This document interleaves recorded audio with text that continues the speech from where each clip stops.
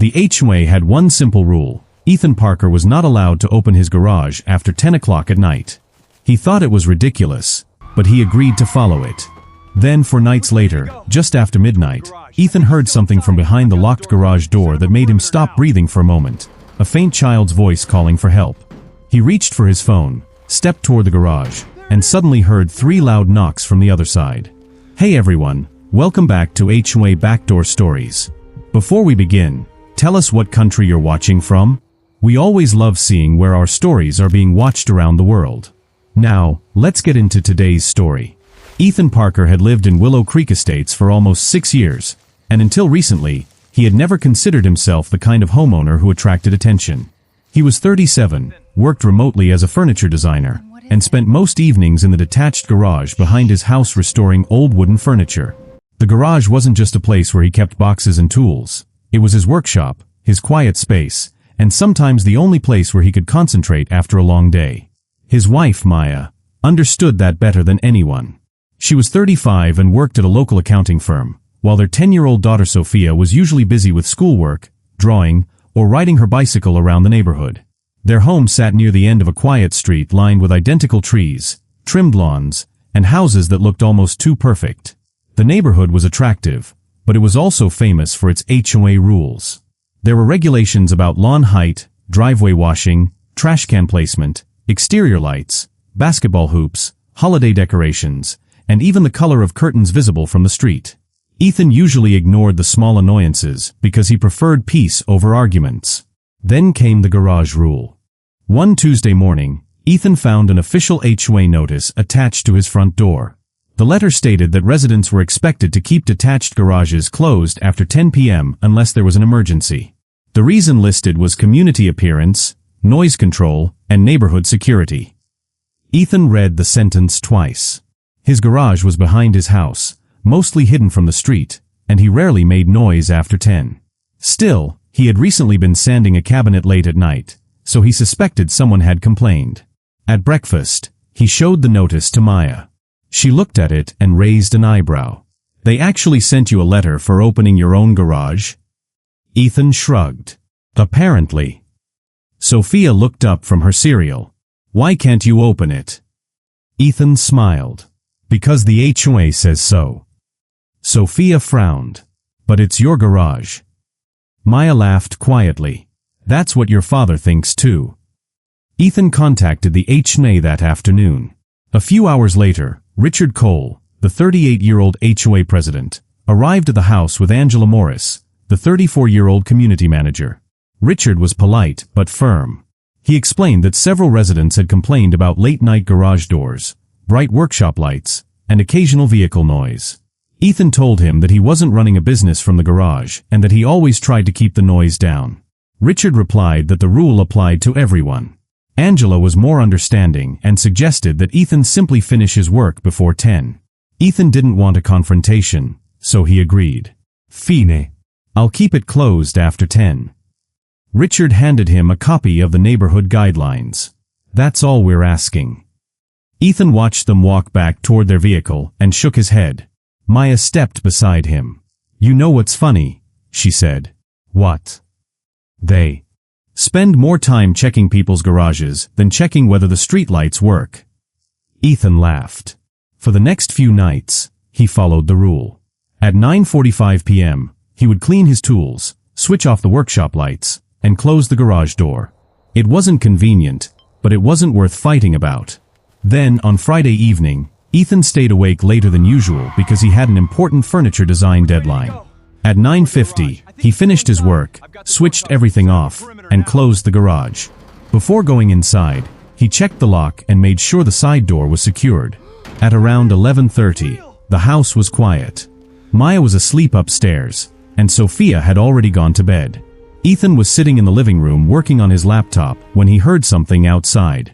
It sounded like a faint metallic tap. He ignored it at first. A few seconds later, he heard it again. Top, top. Ethan looked toward the backyard window. Nothing was visible. He walked toward the glass and noticed the garage door was still closed. He checked the time. 11:47 p.m. He returned to the couch.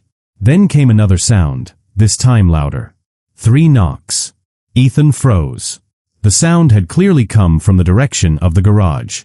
He walked toward the back door and listened. Silence. He considered waking Maya but decided against it. Maybe something had fallen inside. He took a flashlight from the kitchen drawer and stepped into the backyard. The night was unusually quiet. The streetlights beyond the fence cast a pale glow across the lawns, while the garage remained completely dark. Ethan walked closer. He could hear the faint hum of the neighborhood's electrical system, but nothing else. He reached the garage door and placed his hand against it. Then he heard a voice. "Help!" Ethan immediately pulled his hand away. For a second, he wondered if his mind had played a trick on him. He stood completely still. Then the voice came again, quieter this time. "Is anyone there?" Ethan's heart began pounding. It sounded like a child. He stepped backward and immediately pulled out his phone. "Hello," he called toward the garage. No response. Ethan looked at the lock. It was still secured exactly as he had left it. He walked around to the side entrance and checked that lock too. Still locked. "Who's inside?" he asked. A few seconds passed. Then came 3 quick knocks from behind the main garage door. Ethan stepped back. He didn't open it. Instead, he called Maya. She came downstairs wearing a sweater, clearly confused by the sudden urgency in his voice. "What's wrong?" Ethan pointed toward the garage. "I heard someone." Maya looked at him. "Someone?"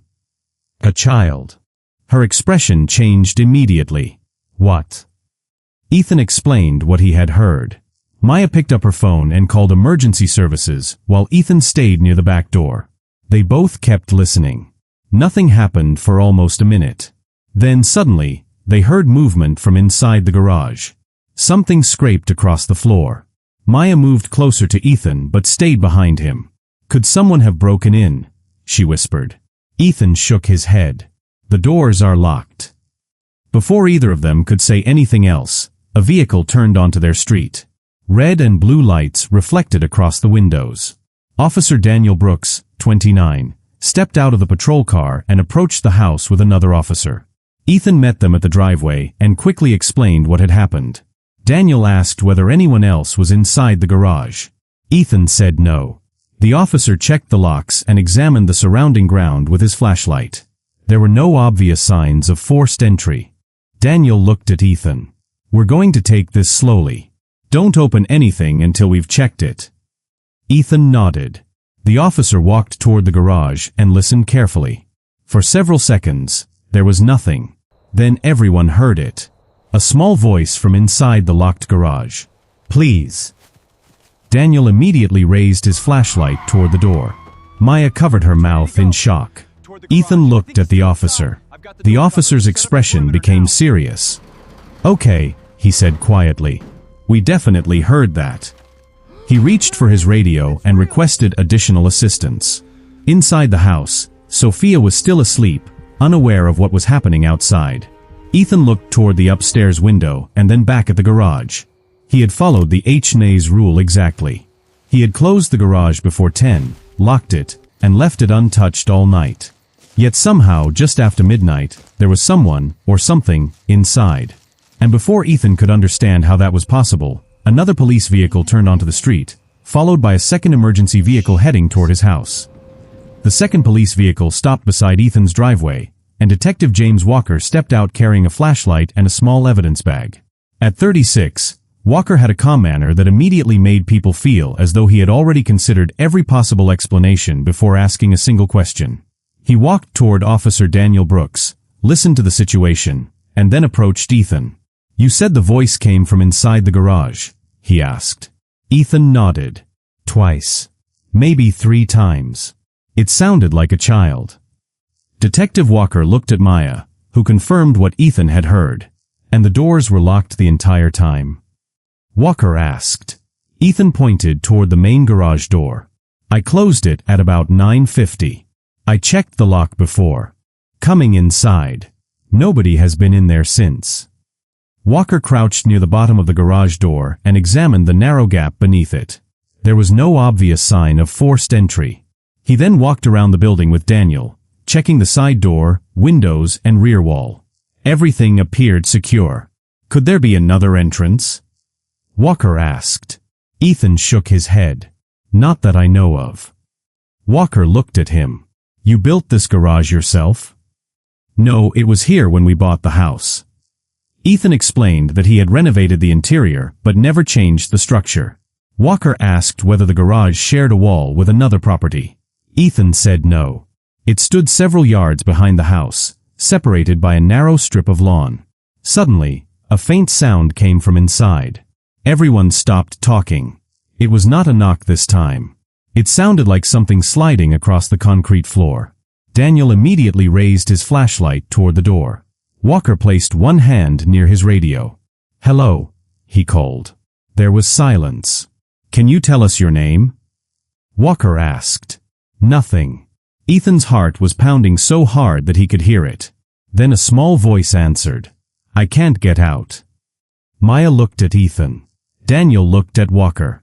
The detective's expression changed. We're opening the door. Ethan stepped away as Daniel carefully unlocked the main garage door. The metal door began rising slowly, making a loud mechanical sound in the quiet neighborhood. The flashlight beams moved across Ethan's workshop, revealing shelves, furniture pieces, tools, boxes, and an old workbench. At first, nobody was there. Daniel stepped inside. Walker followed. Ethan remained outside with Maya.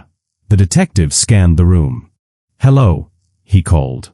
No answer. Daniel checked behind a stack of wooden cabinets. Nothing. Walker moved toward the back wall and noticed something unusual.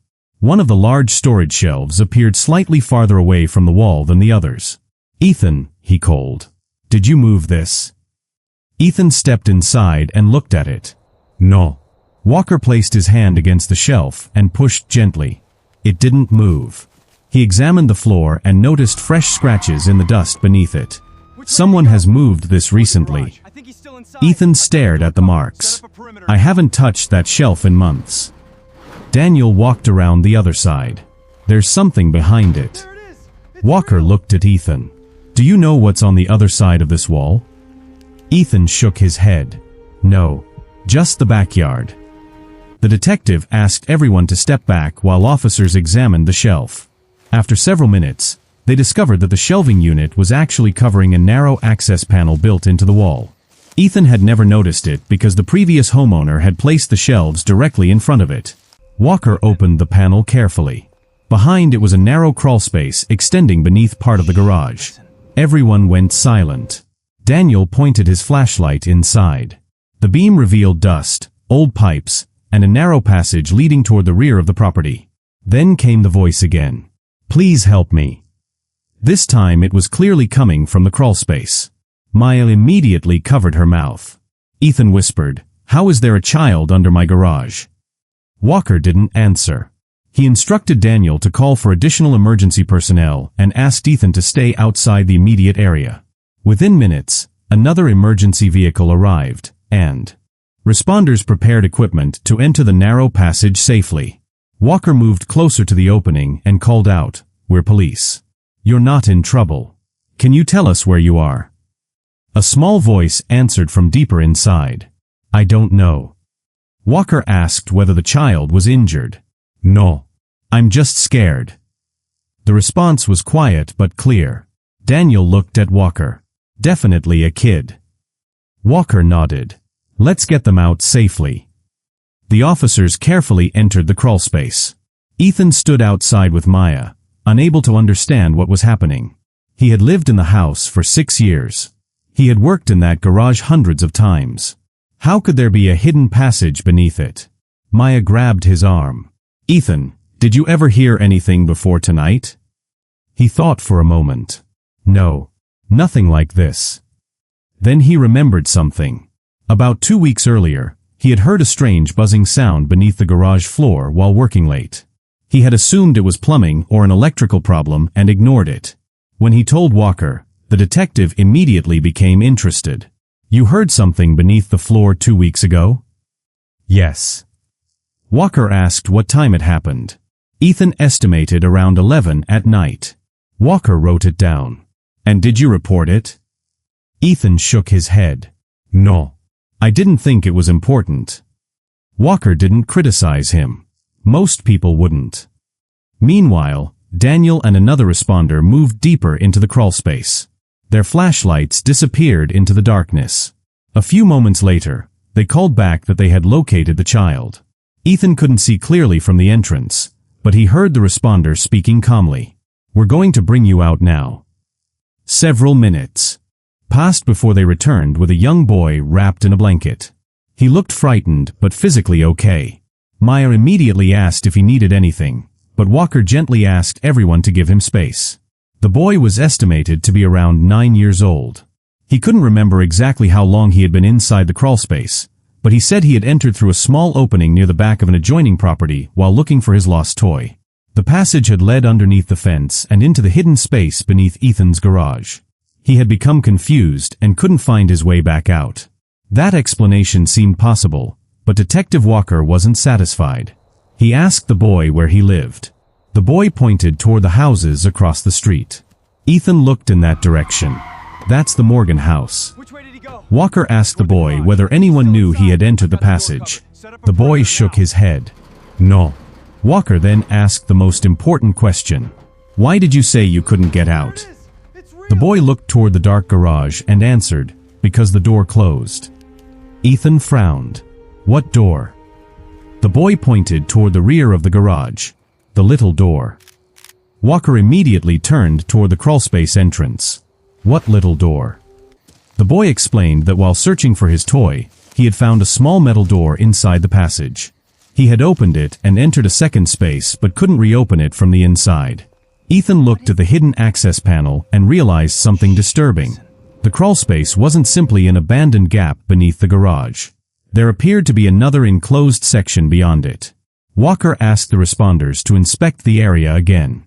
They found a second opening partly covered by old insulation.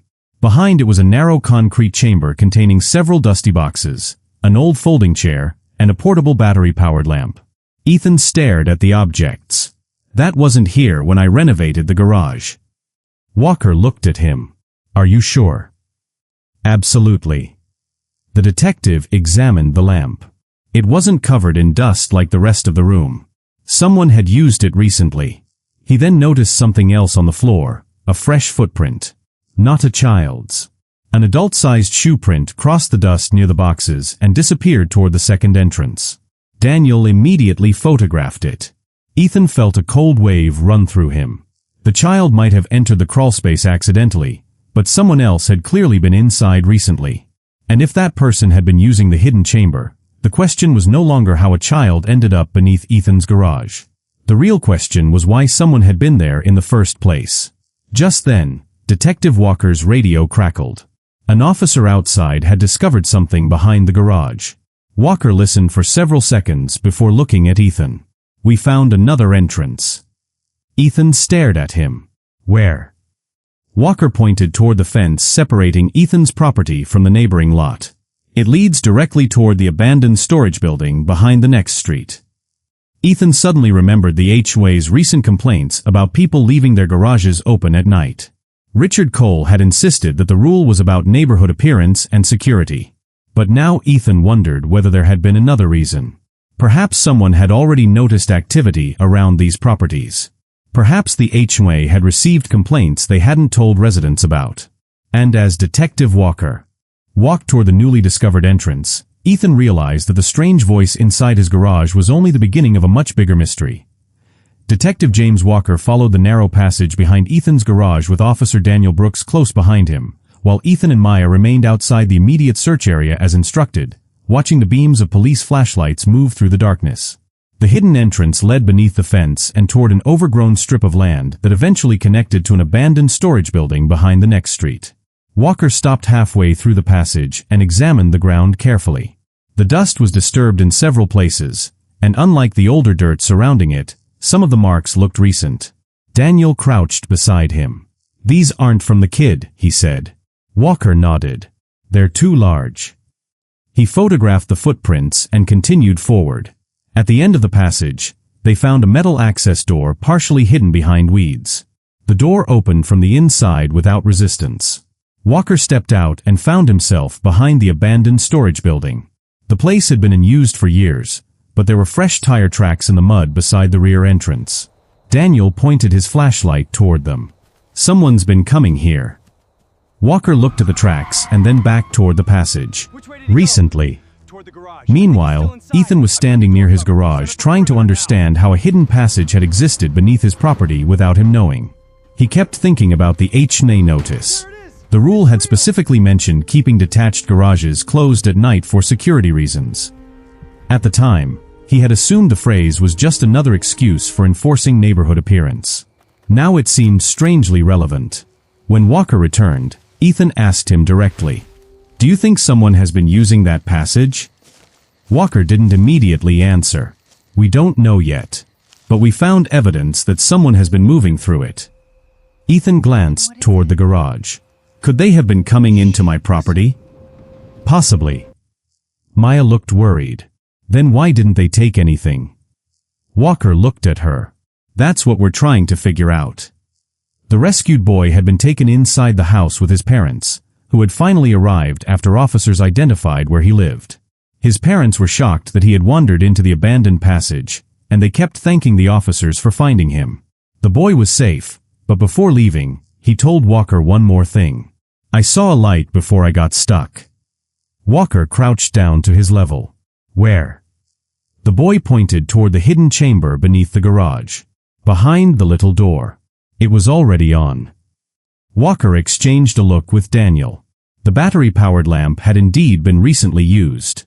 The boy couldn't describe who had been there because he hadn't seen anyone, but he remembered hearing a metallic sound shortly before he became trapped.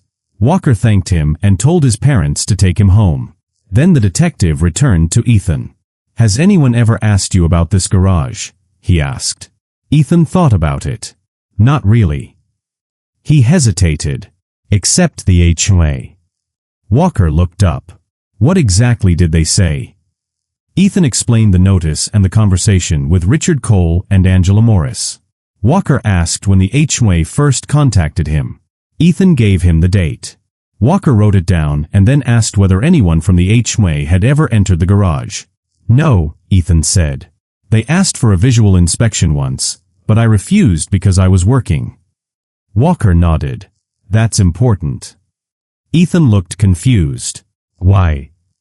"Because if someone knew about the passage, they might have been interested in whether you were using the garage late at night." Maya crossed her arms. "Are you saying the HOA knew about this?" Walker shook his head. "I'm saying we shouldn't assume anything yet." By morning, the neighborhood was awake and buzzing with rumors. Police vehicles had remained outside Ethan's property overnight, and several neighbors gathered near the sidewalk trying to see what was happening. Richard Cole and Angela Morris arrived shortly after sunrise. Richard looked irritated by the crowd and asked to speak with Ethan privately. Ethan stepped outside. "What's going on?" Richard asked. Ethan stared at him. "That's what I'd like to know." Richard looked toward the police vehicles. "We heard there was some kind of incident involving your garage." Ethan nodded. "There was." Angela asked if the child was okay. Ethan told her he was safe. Richard seemed relieved, but quickly changed the subject. "We need to make sure this doesn't create panic in the neighborhood." Ethan stared at him. "Someone was inside a hidden passage under my garage, Richard. I think people have a right to know there's a security issue." Richard's expression tightened. "We don't know that there was a security issue." Ethan pointed toward the police tape. "Then what do you call this?" Before Richard could answer, Detective Walker stepped outside. He recognized the HOA representatives and approached them. "Mr. Cole, Ms. Morris, I'd like to ask you a few questions." Richard immediately became defensive. "About what?" "About the recent garage complaints." Richard looked surprised. "What do those have to do with this?" Walker replied, "We don't know yet." He asked whether the HOA had received reports of people entering garages, hearing noises late at night, or seeing unfamiliar vehicles around the service roads. Richard said there had been several complaints about unusual activity, but he insisted they were minor. Walker asked him to be more specific. Richard hesitated before explaining that 2 residents had reported hearing movement near the rear fences after midnight. Another homeowner had reported that a storage building behind the neighborhood appeared to have been accessed despite being officially closed. Angela added that the HOA had received a complaint about an unfamiliar van parked near the service road. Ethan looked at them in disbelief. "And you never told us?" Richard replied, "We didn't have enough information to justify alarming everyone." Ethan shook his head. "But you had enough information to tell me to keep my garage closed." Richard didn't answer. Walker noticed the tension and stepped between them. "Let's keep this focused." He asked Richard whether the HOA had any records showing who had keys or access to the storage building. Richard said the property belonged to the town and that the HOA didn't control it. Walker asked if anyone connected to the HOA had ever worked there. Richard said no. Angela suddenly spoke. "Actually, one contractor did." Richard turned toward her. "Who?" She explained that about 3 months earlier, the HOA had hired a maintenance company to inspect drainage around the neighborhood. One of the workers had complained that the storage building was blocking access to an old drainage line. The worker's name was Victor Hale, a 32-year-old subcontractor. Walker wrote down the name. "Did he have access to the service roads?" Angela nodded. "Temporary access." "How temporary?" 2 weeks. Walker looked toward the abandoned building. "And when did his contract end?" Angela checked her phone. "About 6 weeks ago." That caught everyone's attention. Walker asked whether Victor had returned afterward. Angela wasn't sure. Richard said there was no record of him doing so. Walker requested the contractor's information and asked the HOA to provide all records related to the maintenance work. Ethan watched the detective leave and felt a strange mixture of relief and fear. At least there was now a direction for the investigation. But something still didn't make sense. Why would a contractor use a hidden passage beneath his garage? Later that afternoon, police examined the abandoned storage building. Inside, they discovered several old maintenance records, a broken flashlight, and a recently disturbed section of flooring. They also found a small backpack hidden behind a stack of wooden panels. The backpack contained basic tools, gloves, bottled water, and a folded neighborhood map with several houses marked in pencil. One of those houses was Ethan's. Another belonged to a family across the street. A third belonged to a young couple near the community entrance. Detective Walker stared at the map for several seconds. "This isn't random." Daniel asked what he meant. Walker pointed at the markings. "These houses all have detached garages." The discovery changed the investigation. Police began comparing the marked properties with previous HOA complaints. 2 of the homeowners had reported hearing strange noises near their garages. One had reported finding a side door unlocked after returning from vacation. None had filed formal police reports because they had assumed the incidents were harmless. Ethan's garage was different. Someone had apparently accessed the hidden passage beneath it, and now police had evidence that several other properties might be connected. That evening, Walker returned to Ethan's house. He told him the investigation had expanded and advised the family not to use the garage until officers completed their examination. Ethan agreed. As Walker was leaving, Ethan remembered something. "Detective." Walker turned. "The HOA notice." Walker looked at him. "What about it?" Ethan went inside and returned with the original document. "Look at the date." Walker studied it. The notice had been issued only 2 days after the HOA received the first report about suspicious activity near the rear fences. Walker's expression changed. "That's interesting." Ethan asked, "You think the HOA knew?" Walker folded the paper carefully. "I think we need to find out exactly what they knew, when they knew it, and why this particular rule was suddenly enforced." He walked toward his vehicle, but before getting inside, he looked back at the garage. "And Ethan, don't throw that notice away." Ethan nodded. As the police car disappeared down the street, Ethan stood in the driveway beside Maya. Neither of them spoke for several seconds. Then Maya quietly said, "You know what's bothering me?" Ethan looked at her. "What?" She pointed toward the garage. "Someone knew there was a way under your property." Ethan looked at the dark garage door. "Yeah." Maya swallowed. "And they may have known before we ever did." That night, police quietly returned to the abandoned storage building after receiving information that someone had been seen near the rear entrance. Officers positioned themselves in unmarked vehicles, while Detective Walker watched from a distance. For nearly an hour, nothing happened. Then, at 12:18 a.m., a vehicle slowly approached the service road and stopped near the building. A person stepped out, looked around, and walked toward the hidden entrance. Walker immediately signaled the officers. The investigation had just moved from evidence to action. Someone was coming back to exactly 12:18 a.m. Detective James Walker watched from an unmarked police vehicle as the stranger slowly approached the abandoned storage building, carrying a small black backpack and repeatedly looking over his shoulder as though he expected someone to be watching. Walker raised his hand, signaling the officers to hold their positions, because he wanted to know whether the person was connected to the hidden passage or simply someone who had wandered onto restricted property. The stranger reached the rear entrance, pulled something from his pocket, and unlocked the door without hesitation.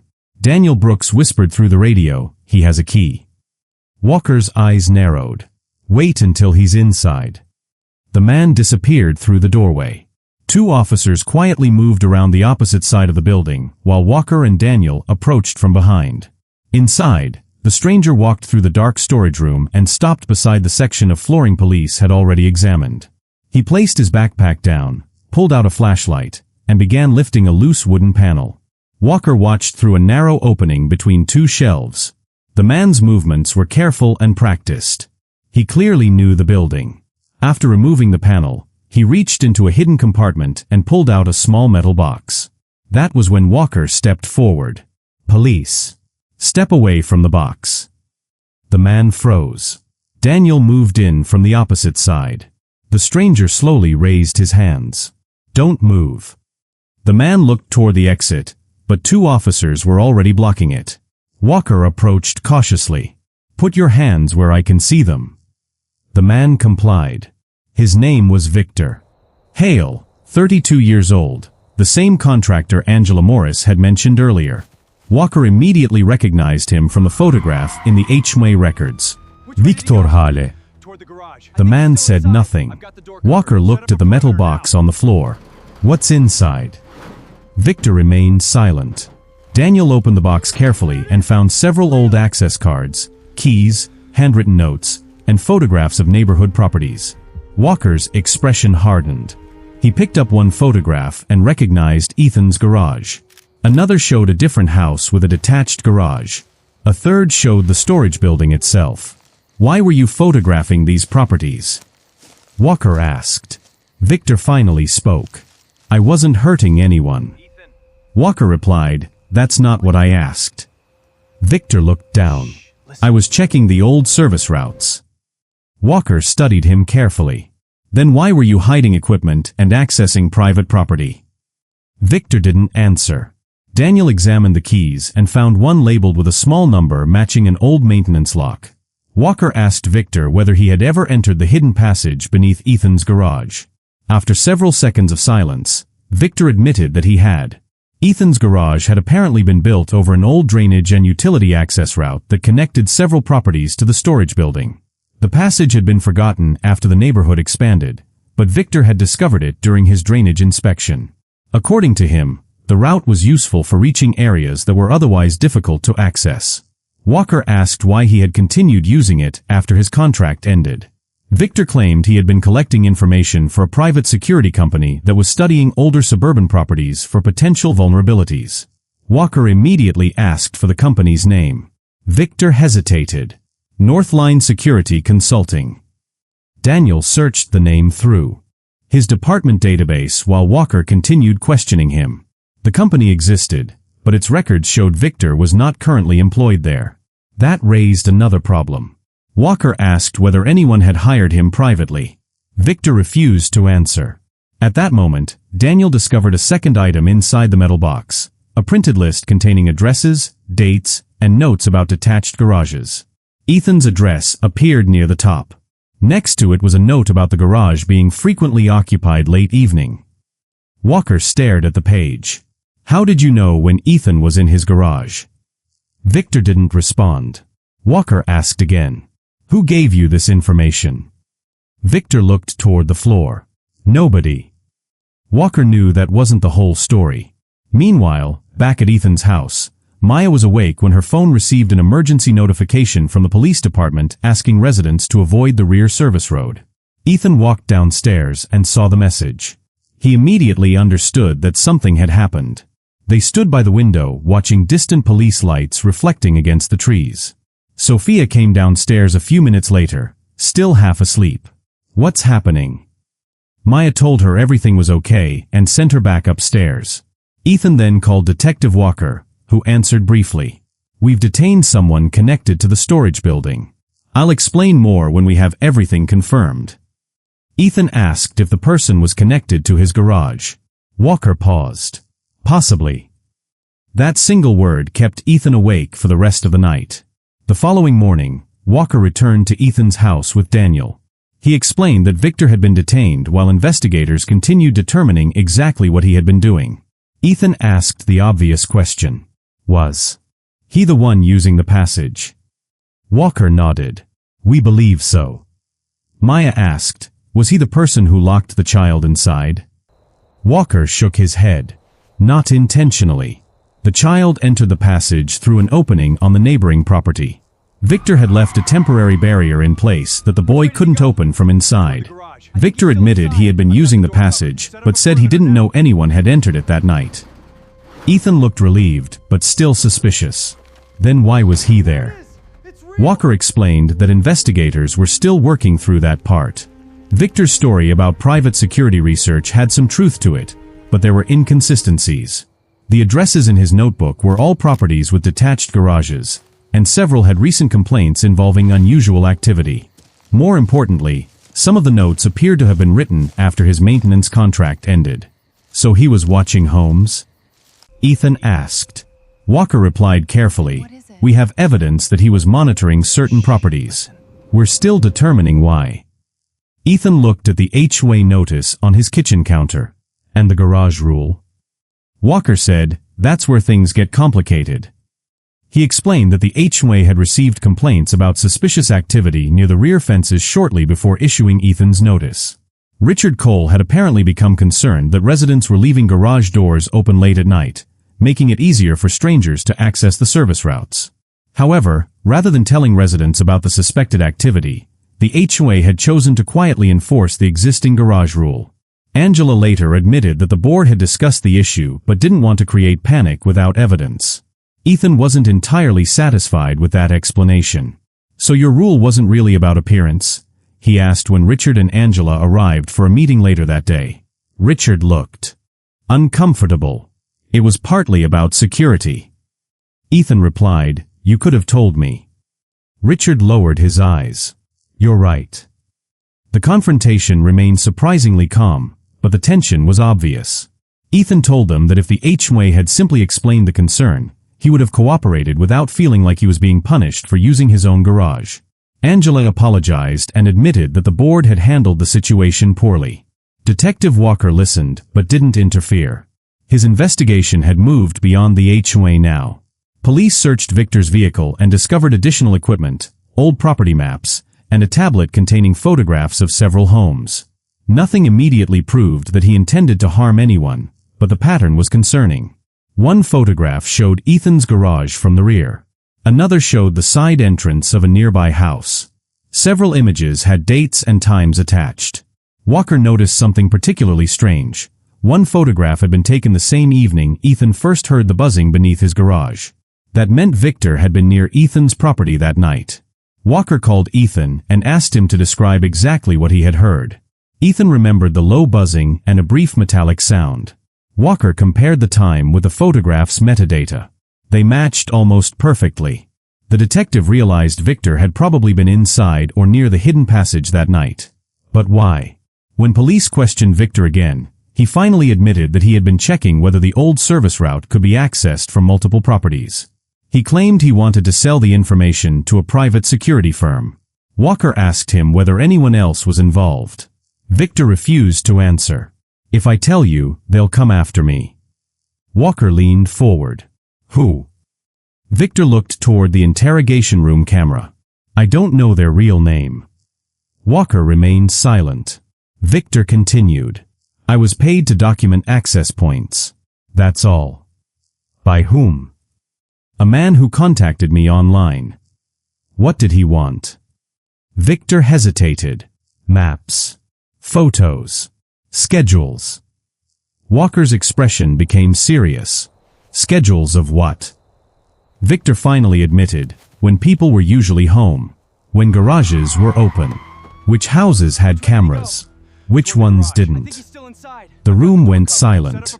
Walker immediately understood the seriousness of the information. Victor had not simply been exploring an old tunnel. Someone had been gathering information about the neighborhood's security habits. Police began examining every address in Victor's files, and several residents were contacted as a precaution. Nobody was harmed, but the investigation was now much larger than a strange noise beneath Ethan's garage. Later that evening, Ethan stood outside with Maya while officers finished their work. The garage remained sealed with police tape. Maya looked at the door and said, "I can't believe all this started with an HOA notice." Ethan nodded. "Neither can I." Then his phone buzzed. It was Detective Walker. Ethan answered. Walker's voice was serious. "We found something else in Victor's records." Ethan asked what it was. There was a short pause. "Your address wasn't the only one marked as a priority." Ethan's expression changed. "What do you mean?" Walker replied, "There are 3 more homes on his list, and one of them belongs to someone you know." Ethan looked toward the neighboring houses. Before he could ask who, Walker added, "And there's a note beside that address that we don't understand yet." "What does it say?" Ethan asked. Walker hesitated. "It says, wait until the garage rule changes." Ethan stared at Maya. Neither of them spoke. The HOA had thought its garage rule was protecting the neighborhood. But now police had evidence suggesting someone had been watching the community closely enough to anticipate changes in those rules. And somewhere in Victor's records was a name that could reveal who had been behind it all along.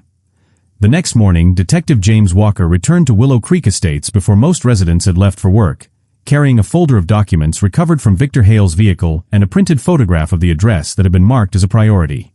Ethan met him outside while Maya remained near the front door, watching carefully. Walker handed Ethan the photograph. It showed the house of his longtime friend and neighbor, Noah Bennett, a 33-year-old homeowner who lived 3 houses away and had a detached garage almost identical to Ethan's. Ethan stared at the image. Why would Victor be watching Noah? Walker shook his head. That's what we're trying to determine. Beside Noah's address was the same handwritten note, wait until the garage rule changes. Ethan immediately remembered something unusual. Noah had recently complained that someone had been moving around near his backyard late at night, but he had never reported it because he assumed it was probably an animal or a neighborhood kid. Walker asked Ethan to contact Noah and ask him to come over. Less than 20 minutes later, Noah arrived looking confused. When Walker showed him the photograph, his expression changed. "I've seen that van before," he said. Walker immediately asked where. Noah pointed toward the rear service road. "A white van used to park there late at night. I thought it belonged to a contractor." Walker asked whether Noah had ever seen the driver. Noah shook his head. "Only once. A guy in a dark jacket. He was carrying something into the old storage building." Walker asked why Noah hadn't reported it. Noah looked embarrassed. "Because I didn't think it was my business." Walker nodded. "That's exactly how these things go unnoticed." The detective then explained that investigators had found records suggesting Victor had been collecting information about properties with detached garages, but they still didn't know who had commissioned the work. Noah told Walker that he had recently received an HOA warning about leaving his garage open after 10 at night. Ethan looked at him. "When did you get it?" Noah thought for a moment. "About 3 weeks ago." Walker's attention sharpened. "Before or after the van?" "After." Walker wrote it down. The timing was becoming too consistent to ignore. Multiple homeowners had received garage-related warnings shortly after unusual activity had been reported around their properties. The HOA believed it was preventing security problems, but someone else might have been watching those enforcement changes for a completely different reason. Walker asked Richard Cole and Angela Morris to meet him at the community office. Richard arrived first, visibly frustrated by the growing investigation. Angela followed with several folders from the HOA records. Walker placed Victor's notes on the table. "I need every document connected to the garage policy," he said. Richard looked at the papers. "Why?" Walker pointed to the handwritten note. "Because someone may have been tracking when your policy changed." Richard became quiet. Angela opened the HOA database and began searching. She discovered that the garage rule had been discussed during a board meeting nearly 2 months earlier, but the official notice wasn't supposed to be sent until the following week. Walker asked who had access to the draft notice before it was distributed. Angela listed the HOA board members and one outside administrative contractor who handled digital documents. Then she paused. There was also a temporary consultant. Walker looked up. Name. Angela searched the system. Michael Reeves. Richard frowned. "I don't remember him." Angela explained that Michael had helped the HOA update its online records and resident database several months earlier. He was 37 and had been hired through a technology services company. Walker immediately requested his contract and access logs. The records showed that Michael had accessed the HOA system late at night on multiple occasions. More concerning, his account had opened documents containing resident addresses, garage locations, and the draft security policy. Richard looked stunned. "That doesn't prove anything." Walker agreed. "It doesn't. But it gives us another person to investigate." Meanwhile, Ethan returned home and noticed something strange. His garage had been sealed since the police search, but a small envelope had been placed beneath his front door. There was no name on it. He opened it carefully and found a single printed photograph. It showed the rear of his house at night. The garage was visible in the distance, and a dark figure stood near the fence. Ethan's stomach tightened. Maya saw the photograph and immediately called Walker. Officers arrived within minutes and examined the envelope without touching the photograph further. Walker asked Ethan when he had last seen the rear of the property. Ethan said the previous evening. Walker looked toward the fence. "Someone may be trying to scare you," Ethan asked, "or warn me." Walker nodded. "Either is possible." He then asked whether Ethan recognized the person in the photograph. Ethan zoomed in on the image, but couldn't identify the face. However, he noticed something familiar. The person was wearing a dark jacket with a light stripe on one sleeve, the same distinctive clothing seen in the earlier security footage. Walker immediately photographed the image. "This changes things," he said. The police increased patrols around Willow Creek Estates that evening. Residents were advised to keep doors and garages secured and report unfamiliar vehicles. The HOA finally sent a neighborhood-wide notice explaining that police were investigating suspicious activity and asking residents not to approach anyone they didn't recognize. Richard personally apologized to several homeowners for failing to communicate the earlier concerns. The reaction was mixed. Some residents were angry that the HOA had kept quiet, while others understood why officials had been cautious. Ethan attended an emergency community meeting that night. More than 50 residents packed the clubhouse. Richard stood at the front with Angela, while Detective Walker explained what police could safely disclose. "We have evidence that someone collected information about several properties," Walker said. "At this point, there is no indication that anyone in this community has been physically harmed, but we are treating the situation seriously." A resident asked whether the HOA was responsible. Walker answered carefully. "Our investigation has not established that the HOA was involved in the criminal activity. We are investigating whether information obtained through the HOA system was misused." The room became silent. Another resident asked whether their personal information was safe. Angela explained that the HOA had immediately restricted access to its digital records and was cooperating with police. Ethan watched Richard sitting quietly at the table. The man who had once been obsessed with enforcing every neighborhood rule now looked genuinely shaken. After the meeting, Richard approached Ethan privately. "I owe you an apology." Ethan looked at him. "For what?" "For making you feel like the garage rule was about controlling you." Richard sighed. "I thought we were protecting the neighborhood. I didn't realize someone might be watching the rules themselves." Ethan nodded slowly. "I just wish you had told us." Richard agreed. "So do I." Later that night, Detective Walker received the access logs from the HOA's technology system. One account had accessed the garage policy documents repeatedly during the exact period when suspicious activity had increased. The account belonged to Michael Reeves. Walker contacted the technology company and learned that Michael had resigned 3 weeks earlier without explanation. His company phone had been returned, but one old access card was missing. Walker requested his current address and sent officers to check it. The apartment was empty. The landlord said Michael had moved out 2 days earlier. But the building's security cameras provided one useful clue. Michael had left carrying 2 bags and wearing a dark jacket with a light stripe on the sleeve. Walker immediately compared the footage with the photograph from Ethan's house. The clothing appeared identical. Police began searching for Michael. Around midnight, Ethan was sitting in the living room when he heard a car slow down outside. He looked through the curtains and saw a dark vehicle pass his house without stopping. A few seconds later, his phone received a message from an unknown number. "Stop looking." Ethan stared at the screen. He didn't reply. Instead, he called Detective Walker. Within minutes, police vehicles arrived and officers searched the street, but the vehicle was gone. Walker asked Ethan to forward the message and preserve the phone exactly as it was. "This is now direct intimidation," he said.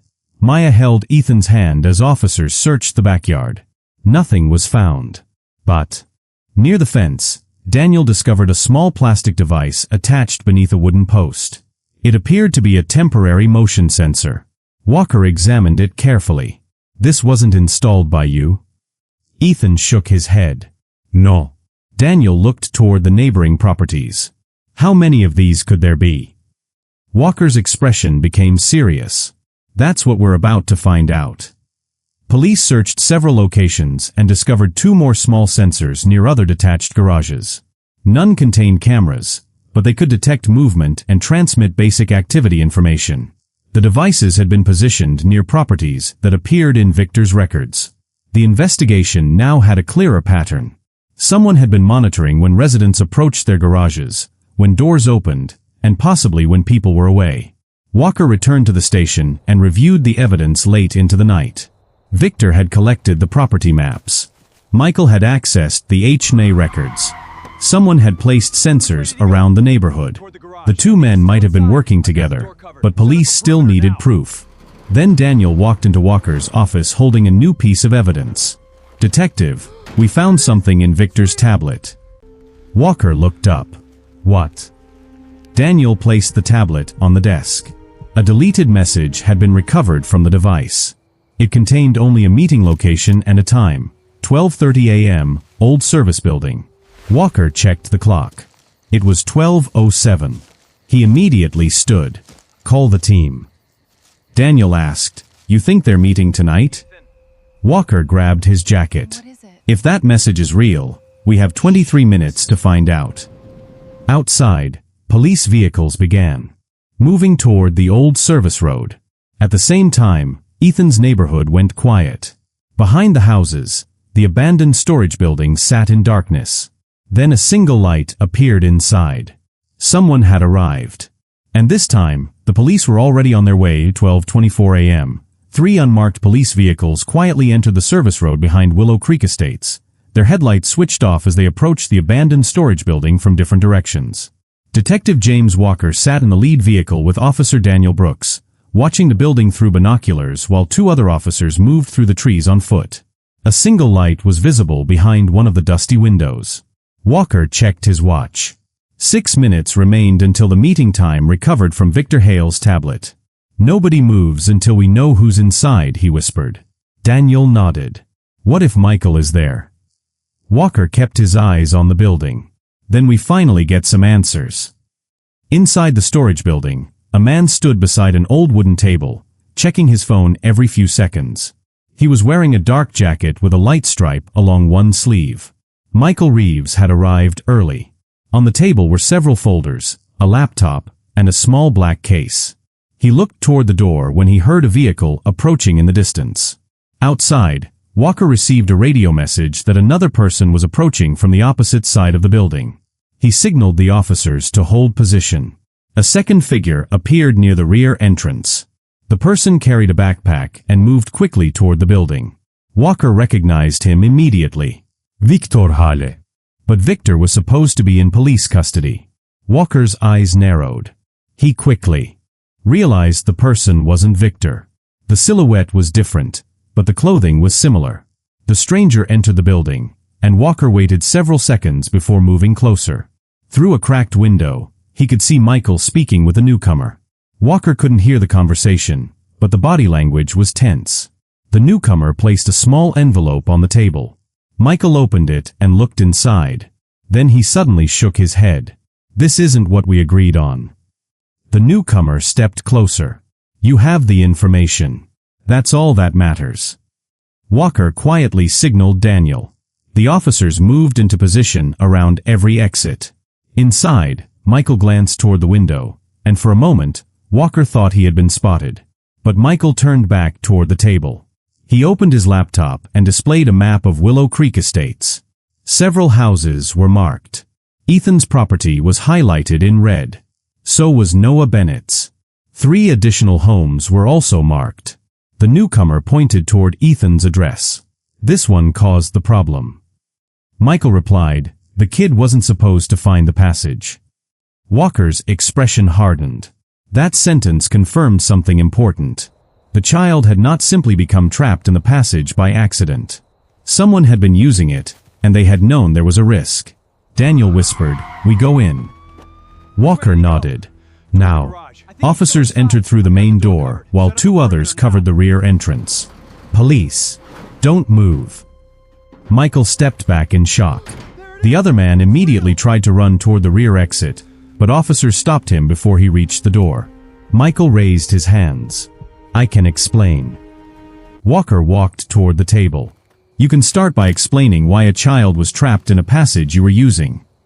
Michael looked at the floor. "I didn't know he'd gone inside." Walker pointed toward the map. "You knew the passage existed." Michael remained silent. Daniel secured the second suspect, while another officer collected the laptop and documents. Walker looked through the folders. Inside were copies of HOA documents, property layouts, photographs, garage schedules, and notes about residents' daily routines. It was more organized than anything police had found in Victor's records. Walker turned toward Michael. "Victor collected the physical information. You collected the neighborhood data." Michael finally spoke. "I wasn't planning to hurt anyone." Walker replied, "Then what were you planning to do?" Michael hesitated. "Sell it." "To whom?" Michael refused to answer. Walker pointed toward the second suspect. "And he was your buyer?" The man shook his head. "I'm not a buyer." Walker looked at him. "Then who are you?" The man gave a false name, but officers quickly discovered identification documents in his backpack that revealed his real name was Caleb Turner, 31 years old. Caleb had previously worked for a private property investigation company that had subcontracted Victor's maintenance business. He claimed he had only come to retrieve files. Walker wasn't convinced. The laptop provided more answers. Investigators discovered encrypted folders containing photographs of houses, garage entrances, neighborhood maps, and HOA policy documents. One folder was labeled Night Access. Another contained information about which homes had cameras and which did not. Ethan's name appeared in both.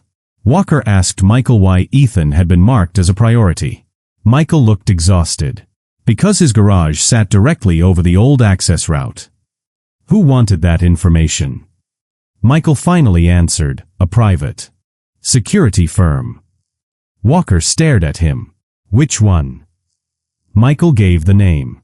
It was the same company Victor had mentioned earlier, but investigators quickly discovered that the company had denied hiring either man. Walker realized someone was using the company name as cover. He asked Michael who had actually paid him. Michael looked toward Caleb. Caleb remained silent. Then Michael said something unexpected. There was a third person. Walker's expression changed. "Who?" Michael shook his head. "I never met him in person." "Name?" "I only knew him as Gray." Walker asked what Gray wanted. Michael explained that Gray had been paying for neighborhood information and specifically wanted properties with detached garages, old service routes, exterior cameras, and predictable resident schedules. The goal, according to Michael, was to identify properties that could be accessed without drawing attention. Walker asked whether Gray had ever instructed them to enter someone's home. Michael shook his head quickly. No. He wanted access information.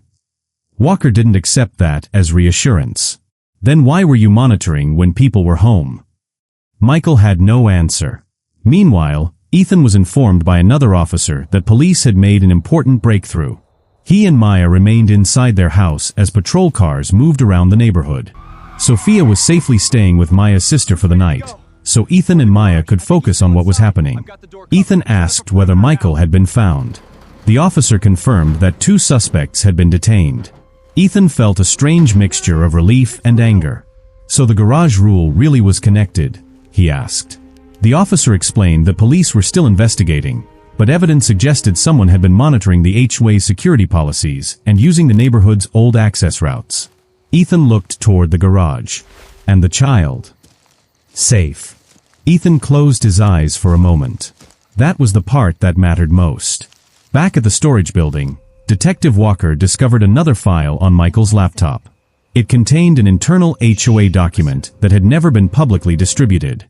The document included a list of residents who had requested repairs or modifications to their garages.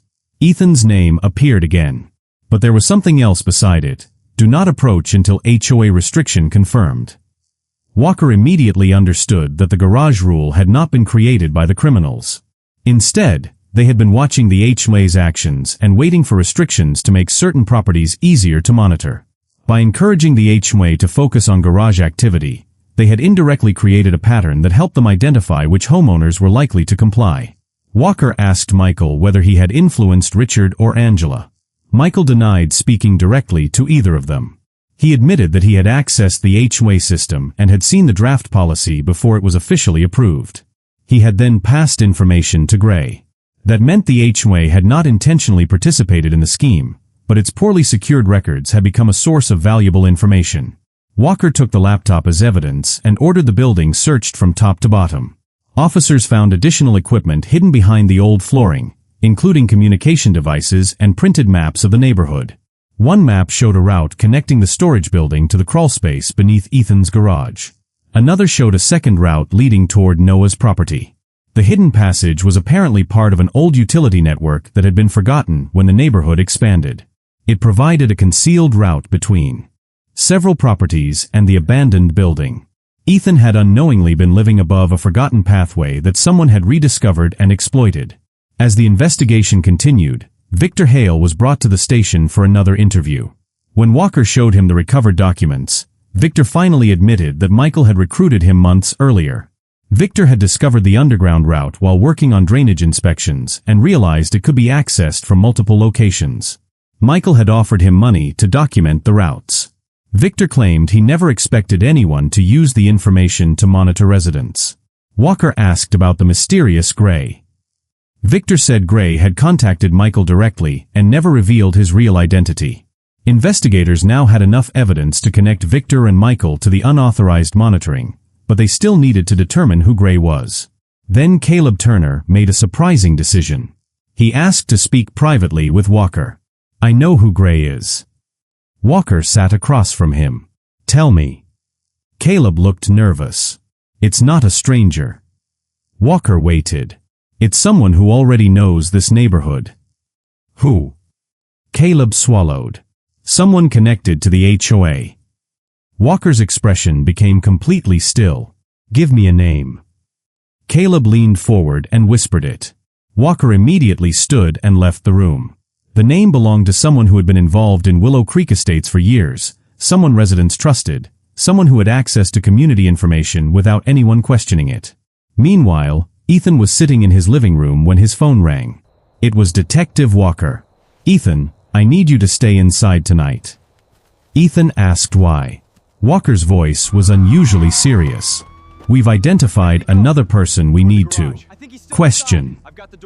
Ethan asked whether the person was dangerous. Walker paused. "I don't know yet."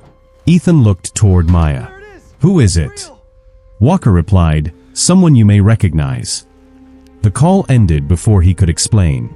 Ethan stared at his phone. A few minutes later, a vehicle stopped outside his house. Ethan moved toward the window and saw a familiar person stepping out.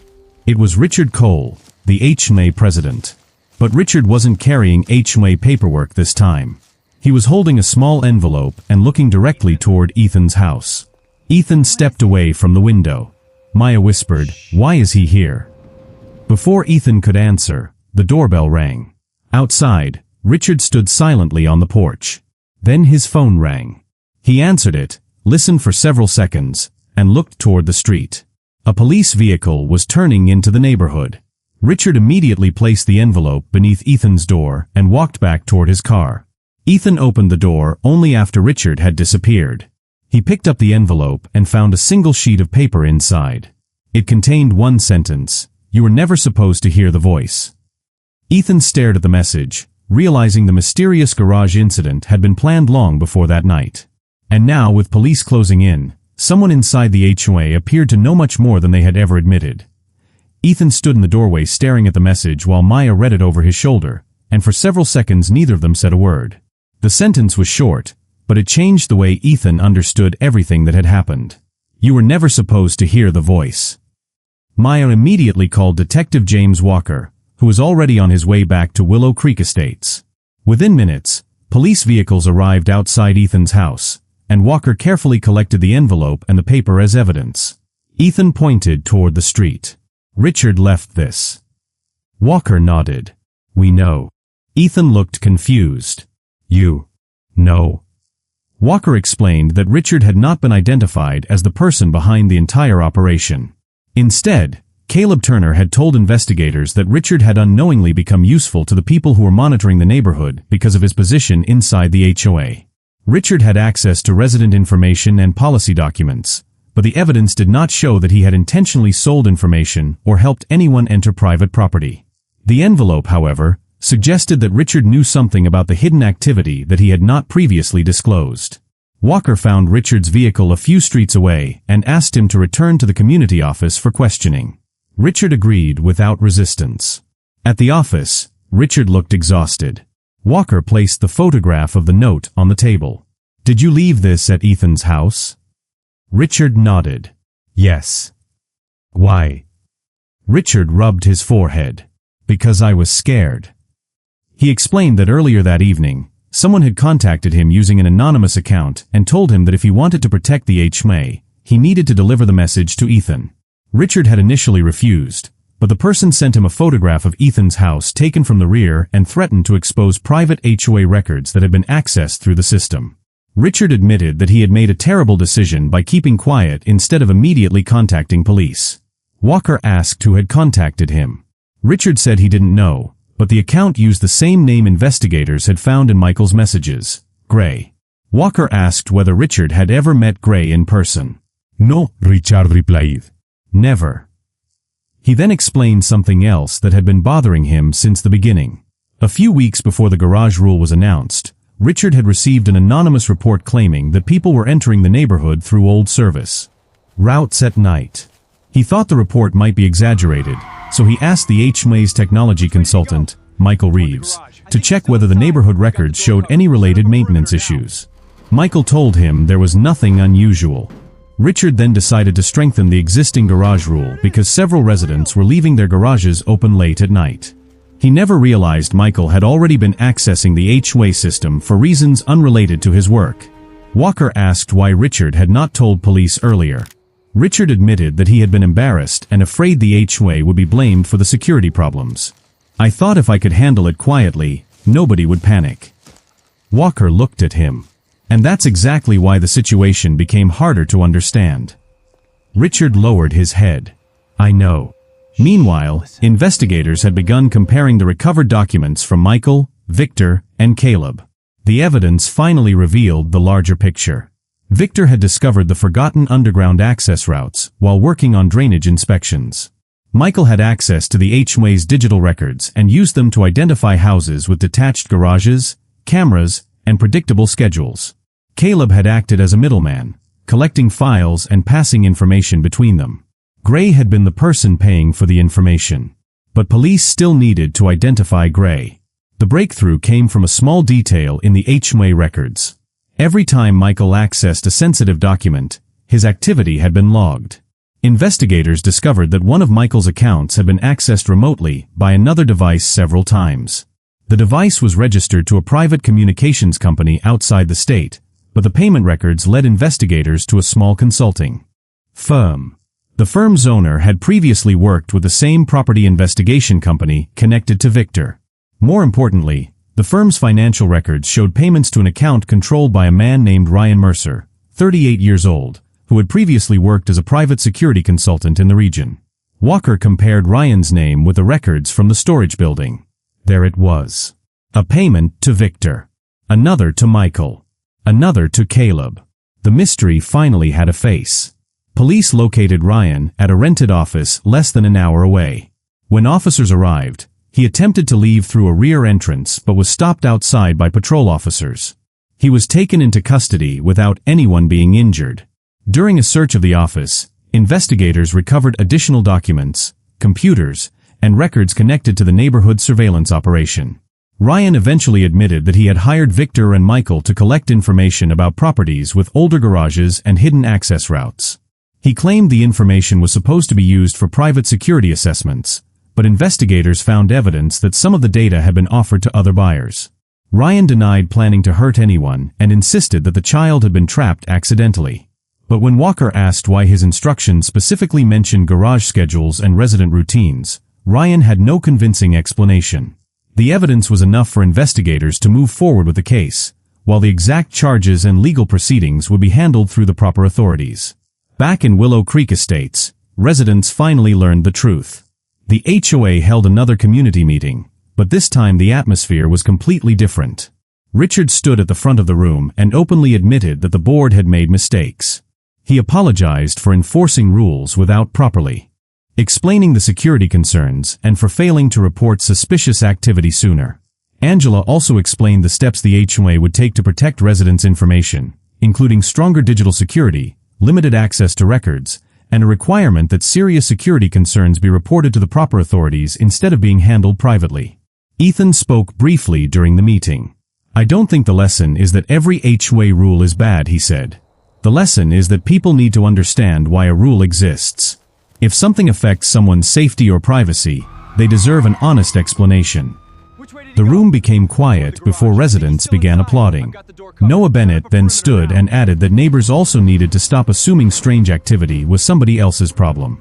The community agreed to create a neighborhood safety group that would communicate with police and emergency services, rather than trying to investigate suspicious situations themselves. Several weeks later, the old storage building was secured, and the hidden passage beneath Ethan's garage was permanently sealed by professionals after authorities finished documenting it. Ethan eventually reopened his workshop, but he changed the way he used it. He installed proper lighting, upgraded his locks, and made sure his family knew exactly what to do if they ever heard something unusual again. He also kept one reminder from that strange night, the original HOA notice that had ordered him to keep the garage closed after 10. He didn't keep it because he was angry. He kept it because it reminded him how one ordinary rule had accidentally become connected to a much larger story. The little boy who had been trapped beneath the garage was safe and back home with his family. His parents later visited Ethan and thanked him for taking the strange sounds seriously instead of ignoring them. Ethan told them he had only done what anyone should have done. Maya smiled when she heard that. Not everyone would have called the police. Ethan looked at the garage. Maybe. But after hearing that voice, I don't think I could have done anything else. The neighborhood gradually returned to normal. Children played outside again. Residents walked their dogs. People opened and closed their garages without feeling watched. The police patrols eventually became less frequent, and the old rumors disappeared. One evening, Ethan stood in his driveway with Maya as the sun went down behind the houses. The garage door was open, and warm light spilled across the driveway. Maya looked at him and smiled. "You know what the strangest part is?" Ethan asked. "What?" She pointed toward the garage. "A few months ago, you were angry because the HOA told you to close that door at night." Ethan laughed. "And now?" Maya smiled. "Now I'm glad you heard something." Ethan looked toward the quiet neighborhood. "So am I." A few days later, Ethan received one final letter from the HOA. This time it wasn't a violation notice. It was a formal apology and an invitation to help review the community's new safety policies. Ethan accepted. Richard also resigned as HOA president shortly afterward, explaining that he wanted someone else to lead the community after everything that had happened. Angela stayed on and helped rebuild trust between the residents and the association. Detective Walker occasionally drove through the neighborhood during his regular patrols, and whenever he saw Ethan outside, they exchanged a friendly wave. The case eventually moved into the legal system, where the people involved would have to answer for their actions. But for the residents of Willow Creek Estates, the most important part of the story had already happened. They had learned that security wasn't created by rules alone. It came from communication, awareness, responsible technology, and neighbors willing to pay attention when something didn't feel right. And Ethan had learned one lesson he would never forget. Sometimes the strangest sound in the middle of the night is the one you absolutely should not ignore. The HOA had once ordered him to keep his garage closed after 10, because they believed an open garage created a security problem. They never imagined that the same closed garage would one night hide a frightened child, reveal an old underground passage, expose a secret surveillance network, and lead police to people who had been quietly collecting information about the neighborhood. What began as an annoying HOA rule had ended with a police investigation, a community wake-up call, and a neighborhood that was safer because people finally started talking to one another. Ethan looked once more at the garage before closing it for the night. This time, nobody had ordered him to do it. He simply chose to. And before he went inside, he checked the lock, looked across the peaceful street, and smiled. Willow Creek Estates was quiet again. But now, everyone knew that quiet should never be confused with safe, and that sometimes, when something doesn't sound right, the smartest thing you can do is listen. And that was the story of how one HOA garage rule uncovered a hidden secret beneath an entire neighborhood. If you enjoyed this story, don't forget to like the video, subscribe to HOA Backdoor Stories, and turn on notifications so you never miss our next story. And before you go, tell us in the comments what country you're watching from. We'll see you in the next HOA Backdoor Story.